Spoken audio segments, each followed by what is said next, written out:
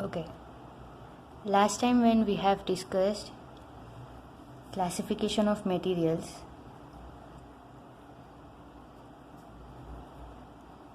we missed few points to discuss.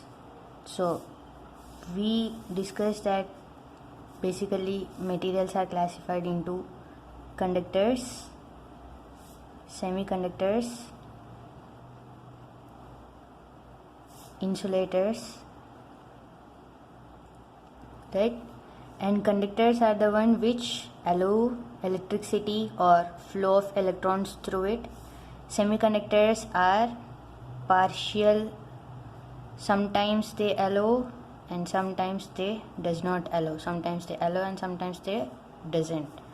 Insulators are something which does not allow at all in any case, right? And then we have discussed conductors behave like houseflies, and we have gone into those details, right? Behave like houseflies, random motion, and heat conducts very well in this. And here heat conducts but somewhat less, or it takes more time to reach from one end to another end. We have discussed that.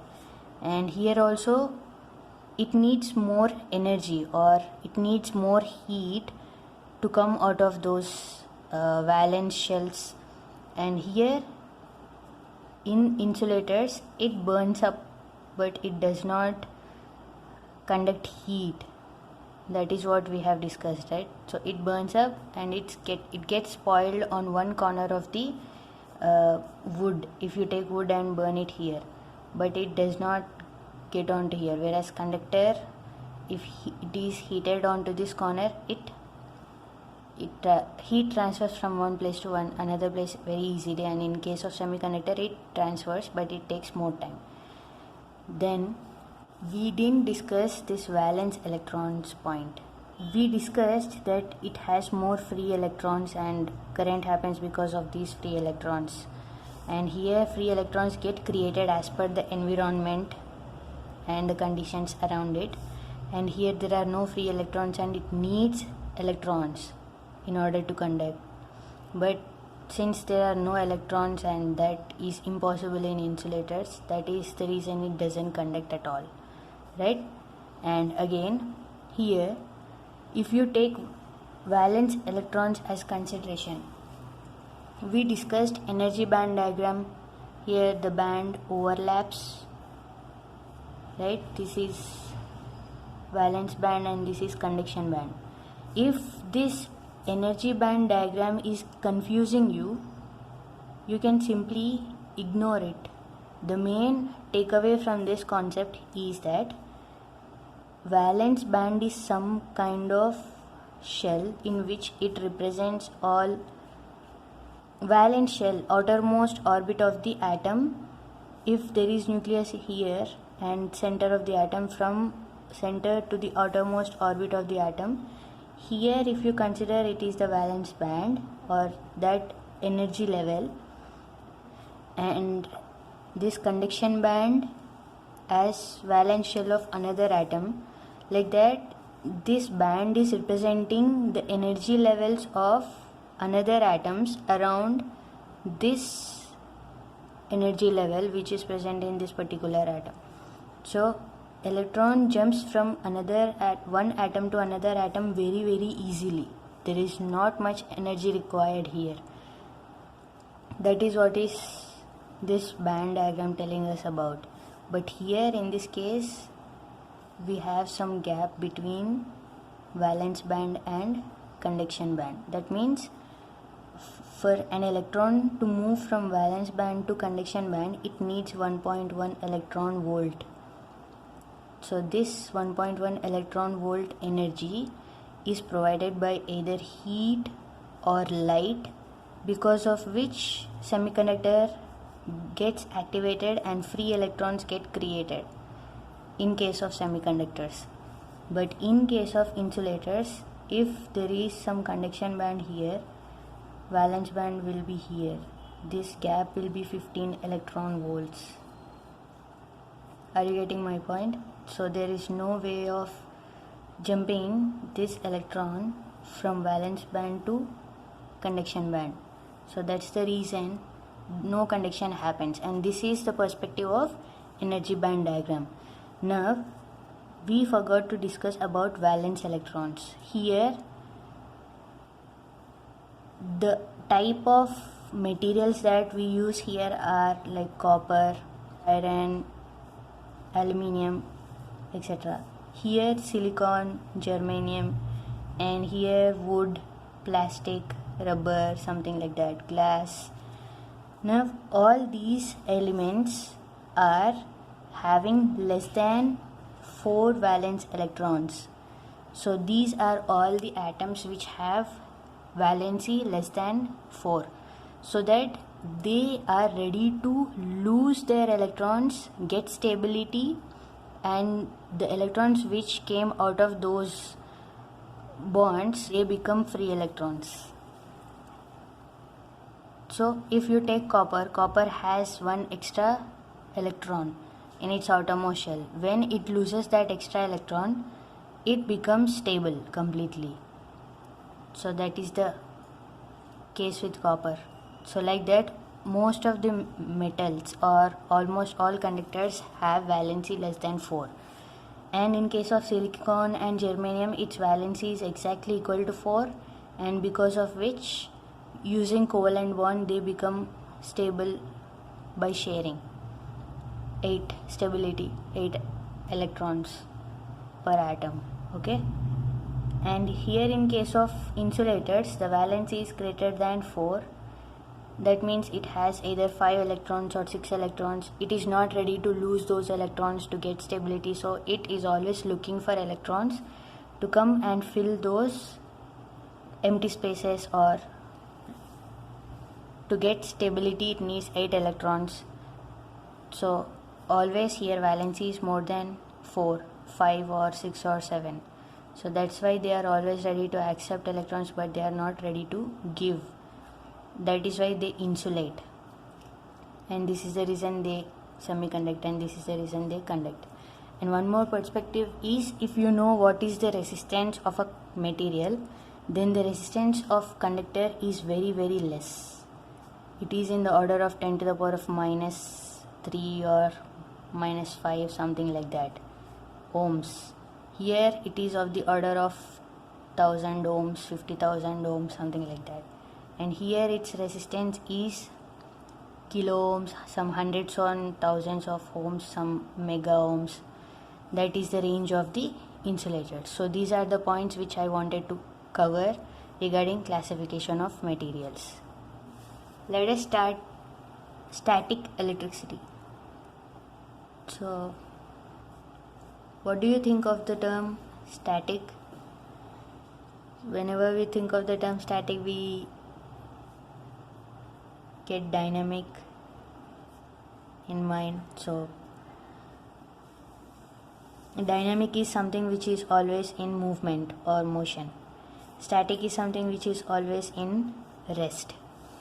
So what does this rest and what does this motion has to do with electricity anyway? So here till now we have seen that conductor has free electrons which move randomly here and there, and current is something which is the flow of those charge carriers, which are nothing but some electrons moving from one end to another end of the material. Now there are few materials which allow that, and there are few materials which does not allow conductors and insulators. But if you take insulators especially, do they allow electrons to move here and there within this material like conductors or semiconductors do?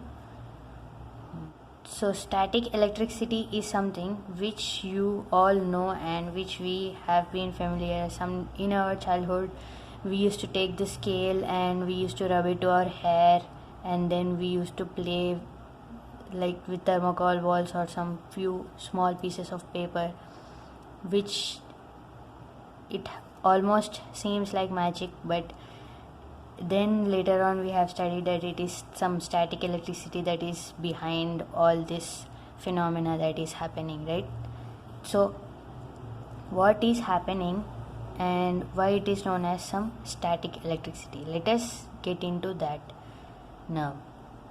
If you take some material which is something like some cloth,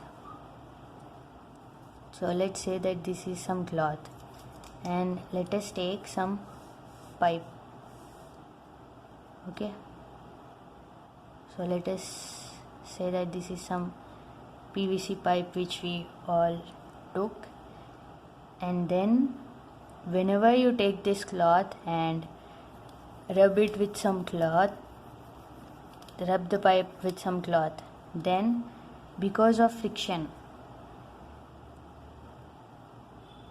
what happens is the atoms which are on the surface of the pipe and the atoms which are on the surface of the cloth, they get in contact with each other.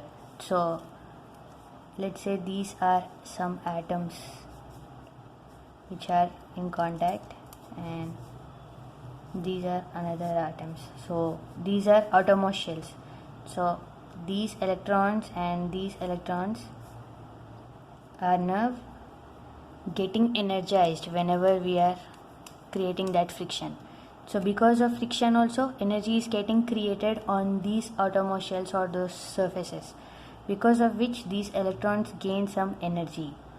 It is not just some minute value, it is around some thousands of volts, some 30,000 volts or some kilovolts, something like that. Because of that high range of electricity going on, because of that friction, some electrons will come out of the shells, and these electrons will jump from one location to another location. So let's say here cloth is leaving its electrons, so these electrons are coming onto the pipe. So whenever that happens, this cloth becomes more and more positive because it is electrically neutral before.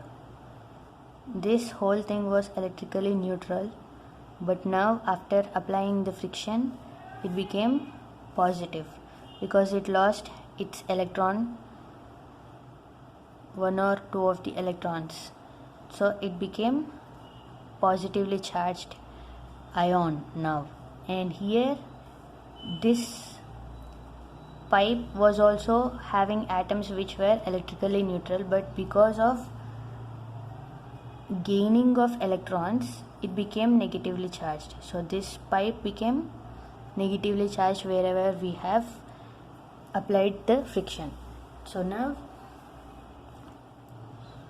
because of this application of energy, this charge generation took place, which is this body became positively charged. So this body became positively charged and this became negatively charged. Positively charged body and negatively charged body. Here concentration of electrons is more and here concentration of electrons is less. Before it was neutral, now it became positively charged. Before this was neutral, now it became negatively charged. Now what is going to happen when this charge development happened? Sir Charles Coulomb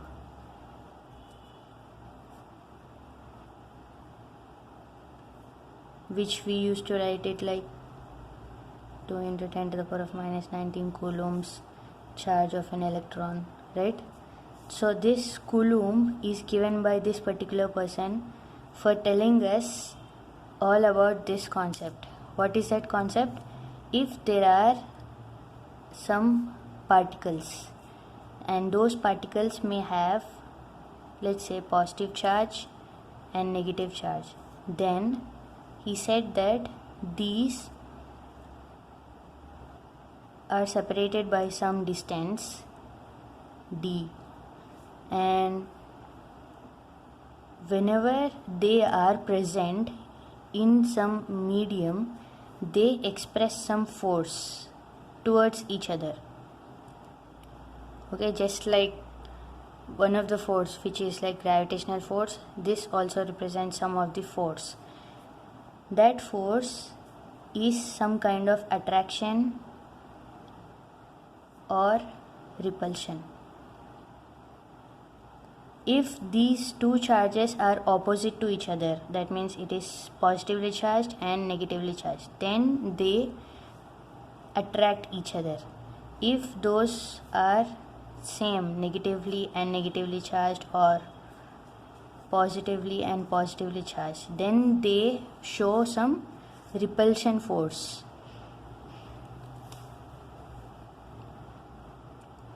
So this is the first law of Coulomb. Coulomb's first law says that whenever you take two charged particles, if one of the charged particle is oppositely charged to the another charged particle that is present, if one is positive and another is negative, opposite charges attract each other and like charges repel each other. Opposite charges attract,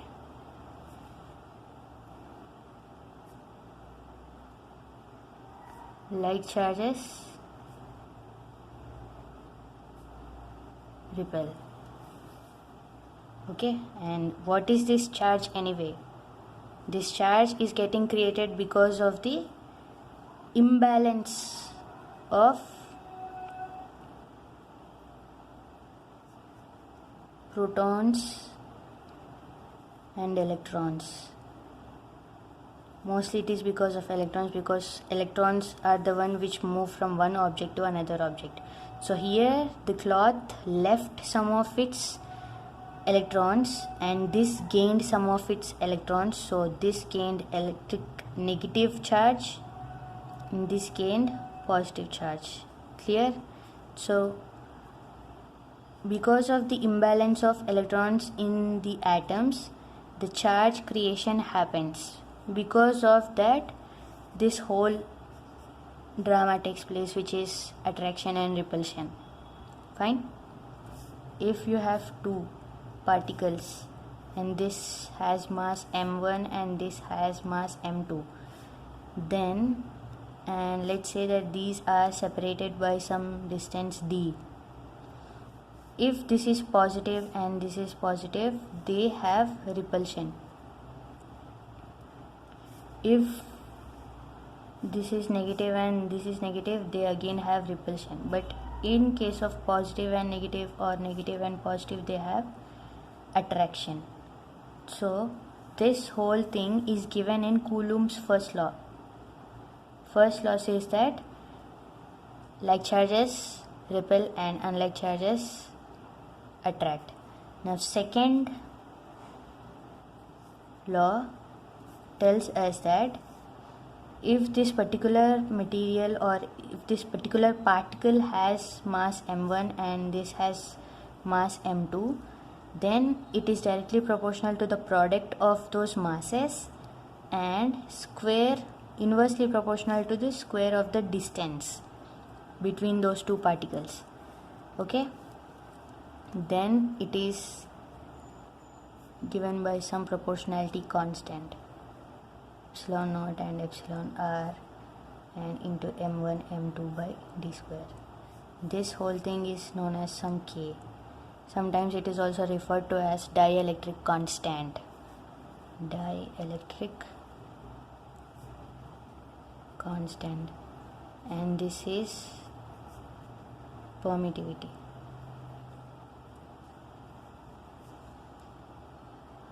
Permittivity is something which tells us about ability to hold the charges on that surface, and dielectric constant tells us about what is its holding strength. Same, it is almost indicating the same thing but in another term. simply the dielectric constant of air is 1. Here K is just referred to as proportionality constant of the second law. Epsilon naught, epsilon r. Epsilon r is relative permittivity of that particular object. If it is PVC pipe, what is its relative permittivity? Epsilon naught is the permittivity of free space. This is all about second law of Coulomb's law.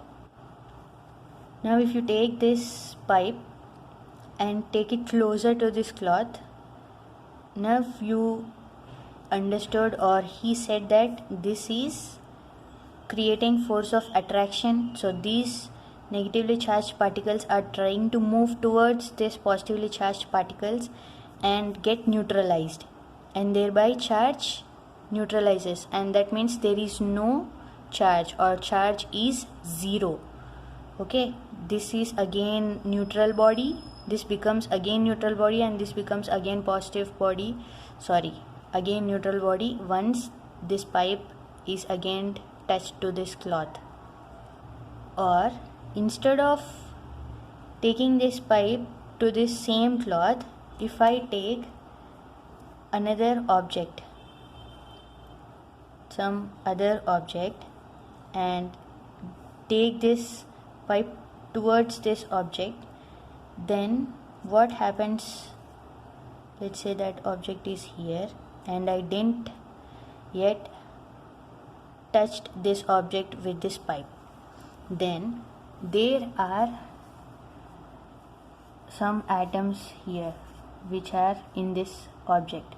Now that also has some electrons in its outermost shell. Whenever they recognize that this object is having extra electrons, this negatively charged body tries to repel electrons which are already here. So whatever electrons that are present here, they try to move away from. So whatever electrons that are present in this, they move towards this side. Let me do it in a fresh. Let us say that this is some negatively charged body, and now this was some positively charged body. So if I bring a neutral body which does not have any charge, here this has negative charge, this has positive charge. If I bring it closer, what happens is this detects that there is some negative charge on this body, and this also detects there is some positive charge on this body. That detection from distance without getting into contact is happening because of the field. That field is nothing but electrostatic field. Okay, that electrostatic field is getting. So if you take some positive, this positive always, the field always try to focus outwards, the field always moves outwards. The force is more towards the center of the object, and as you move away from it, the force intensity reduces, the force reduces, the magnitude of the force decreases, same like magnet. Okay, and if you have some negative, the negative always try to take it in. This is the positive body's field, and this is the negative charged particles field. Because of this field, this detection is taking place. Okay, here these electrons are creating some field. Because of that field, the atoms which are present here and those electrons are moving away from the surface towards the other side. So here electrons are going and accumulating onto other side, creating some positiveness here. So this is nothing but polarization, charge polarization. That means within the object itself, the charge carriers are getting separated to one end to the another end.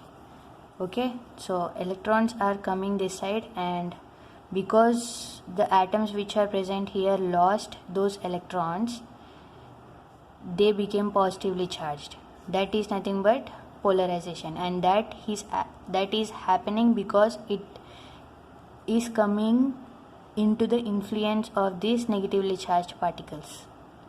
Okay, it has its own distance till which point it is effective. Fine. Now this polarization effect is called within the body, but whereas this process of the main process which caused this is nothing but induction. Because of induction, polarization happened in this neutral body.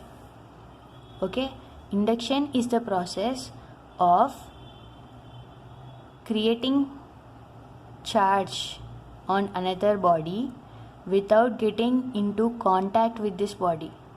If I simply get this body and touch it, if I simply get the neutral body and touch it, then simply electrons will enter into it.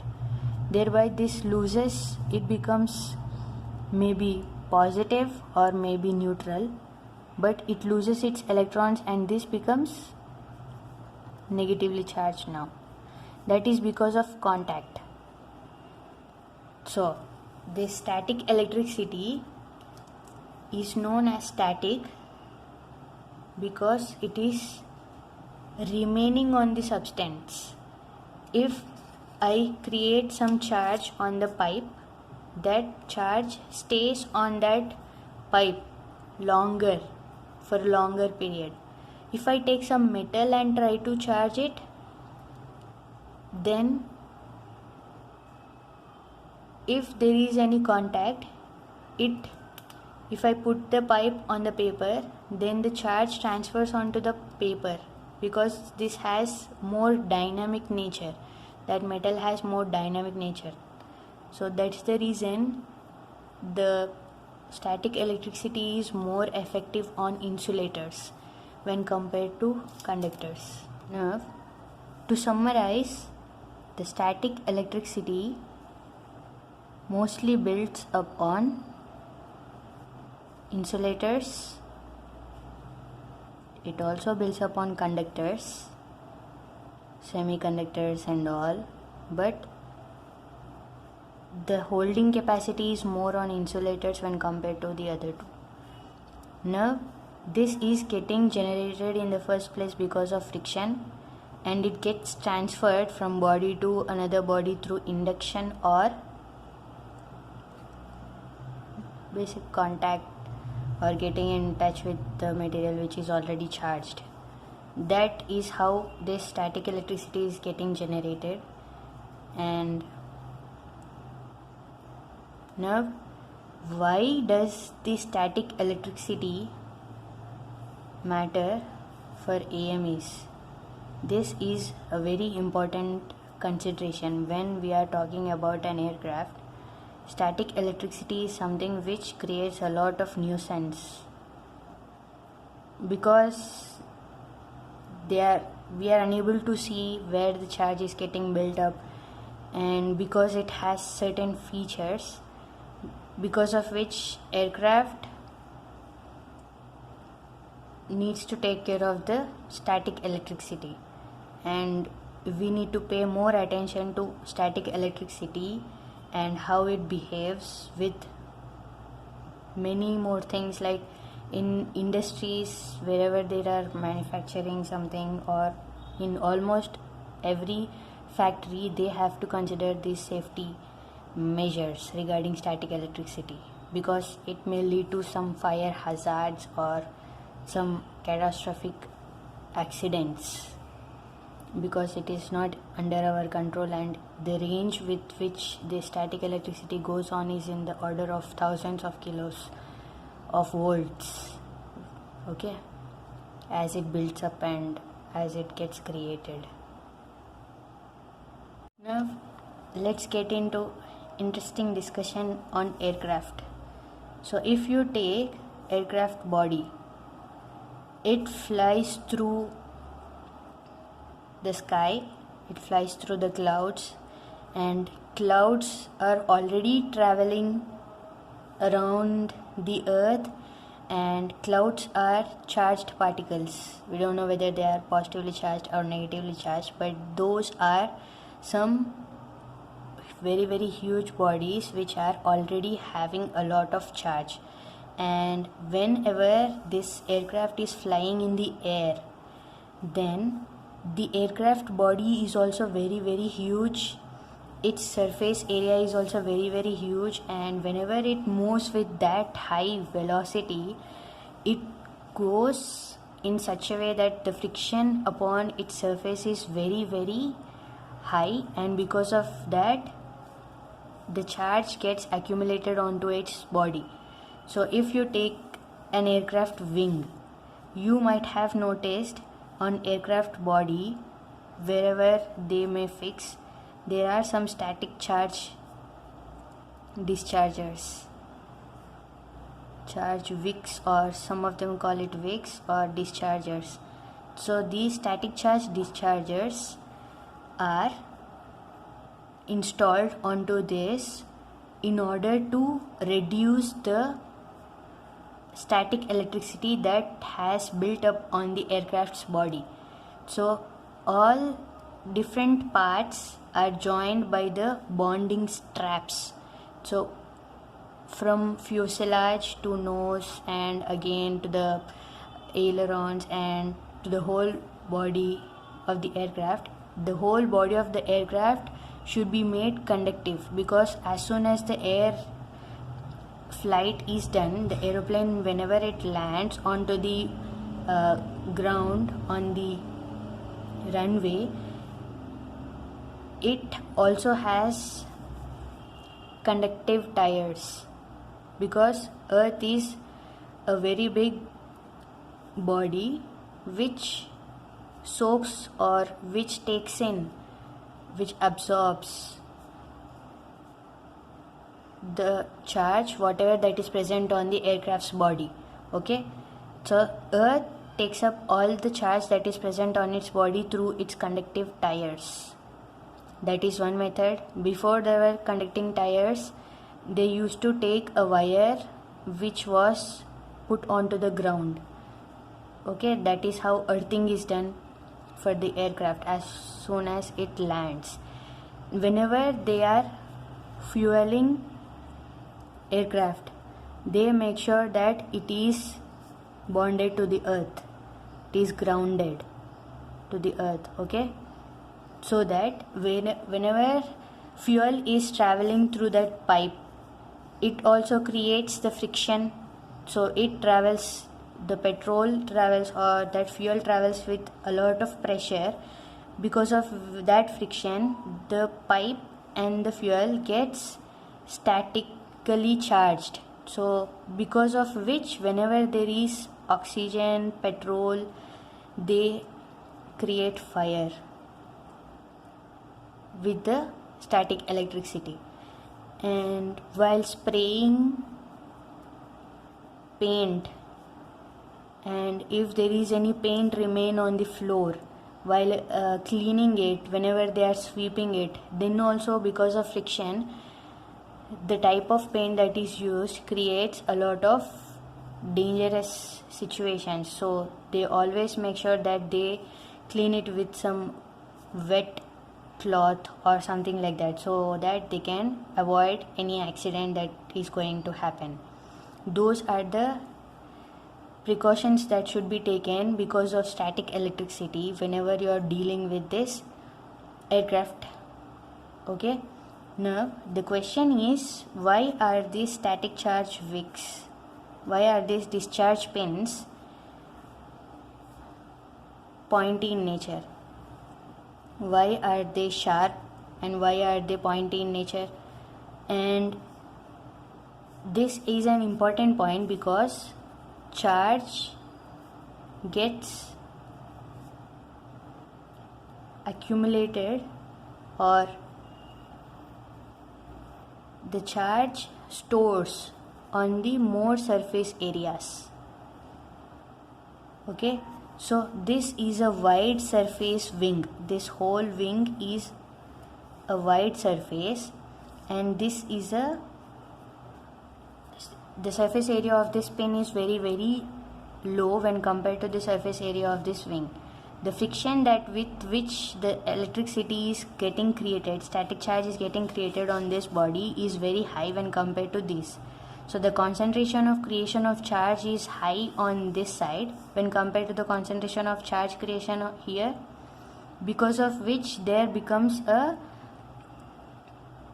high concentration and low concentration gradient, because of which all charges go towards the pointy structured spaces. So through this wick, electricity discharges into the air whenever the aircraft is flying. That is the one reason, because of this static charge discharges, communication happens somewhat better, or else there may be some mishappenings happening with the communication and navigation, because of which we listen a lot of noise in the speakers or earphones, whatever there is, because antennas which are present on the aircraft's body are also very small and pointy in nature. So because of that surface area, there also the static charge goes and gets accumulated and disturbs the actual waves, electromagnetic waves, which are actually trying to get communicated through the ground or from one aircraft to the another aircraft. That is how these static charge discharges help communication go on well enough. Okay, now another point that I would like to discuss is ESD considerations, electrostatic discharge considerations.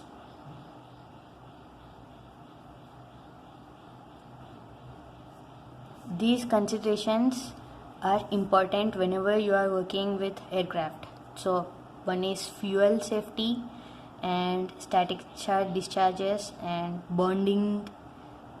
You have to make sure that whole aircraft is well connected, so that wherever the charge accumulation is happening, they get discharged through whatever pathway that is available, whether it may be some earthing through wire or through conductive tires or whatever it is. Those are the considerations. Now coming into avionics, whenever you have some objects like ICs, those are some electronic stuff which are very sensitive in nature. Even a small voltage spoils. So whenever you are dealing with ICs and avionics, you have to take care that you are connected with that wrist strap which is grounded again. So this grounding is very essential, that earth takes up all the charge that is present, and whatever charge is present is soaked up by the wrist strap, which passes all the charge carriers onto the body of the aircraft, which in turn passes it onto the earth. So that is how we safeguard the avionic components, the ICs which are very sensitive, so that they doesn't get damaged because of the static electricity.